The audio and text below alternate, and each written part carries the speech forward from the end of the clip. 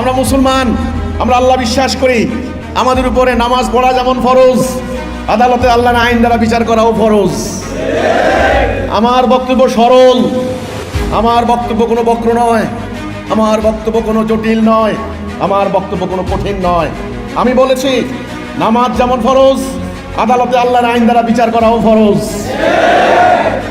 শুয়োর খাওয়া যেমন হারাম, সুদ খাওয়াও হারাম। আমরা বলেছি রোজা যেমন ফরজ, আল্লাহ রাসূলের দেখানো দিক নির্দেশনা মোতাবেক রাষ্ট্র পরিচালনা করাও ফরজ।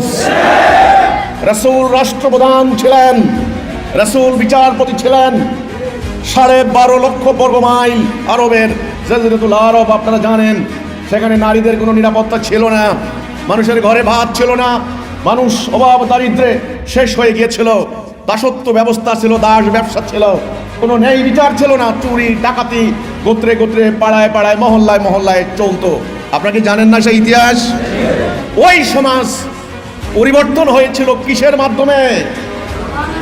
আল্লাহর বিধান প্রতিষ্ঠার মাধ্যমে। নাকি কোনো তন্ত্রমন্ত্র দিয়ে, নাকি ফু দিয়ে? আল্লাহর এই বিধান, আল কোরআন, কোরআনুল কারীম, কোরআনুল মাজিদ, আল্লাহর বিধান দিয়ে যখন নবী করিম সাল্লাল্লাহু আলাইহি ওয়াসাল্লাম আরব সমাজকে পরিচালিত করতে লাগলেন, তখন এই শান্তি শুরু হলো, ন্যায় বিচার শুরু হলো। মানুষ দরজা খুলে ঘুমানো শুরু করলো। একা একটা মেয়ে মানুষ চলে যেত 1000 মাইল, কোনো ভয় নাই।